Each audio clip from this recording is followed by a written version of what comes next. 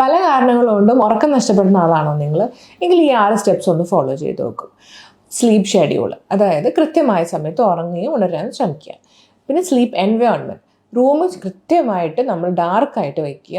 അധികം സൗണ്ടുകളോ വെളിച്ചങ്ങളോ പുറത്തു നിന്ന് വരുന്നുണ്ടെങ്കിൽ കർട്ടൻ ഇടുക, റൂം അടച്ചിട്ട് ഉറങ്ങാൻ ശ്രമിക്കുക. എല്ലാ തരത്തിലുള്ള ലൈറ്റും സ്ക്രീനിൽ നിന്നാണെങ്കിലും മറ്റുള്ള ബെഡ് ലാമ്പൊക്കെ ആണെങ്കിലും ഓഫ് ചെയ്ത് കിടക്കുക.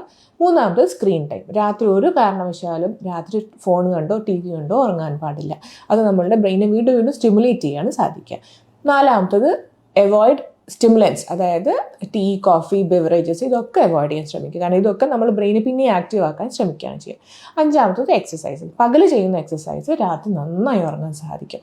ഇനി ആറാമത്തത് മെഡിക്കേഷൻസ്, അതായത് നമ്മൾ എന്തെങ്കിലും തരത്തിലുള്ള മെഡിസിൻസ് ഡോക്ടർ കൃത്യമായിട്ടുള്ള സമയം പറഞ്ഞു തന്നിട്ടുണ്ടെങ്കിൽ അത് ആ ടൈമിൽ തന്നെ കഴിക്കാൻ ശ്രമിക്കുക. 7 മണിക്ക് കഴിക്കേണ്ട ഗുളിക 7 മണിക്ക് തന്നെ കഴിക്കാൻ ശ്രമിക്കുക. അത് ഭക്ഷണത്തിന് മുന്നിന് ശേഷമുള്ള ഭക്ഷണമൊന്നും ആ സമയത്ത് തന്നെ കഴിക്കാൻ ശ്രമിക്കുക.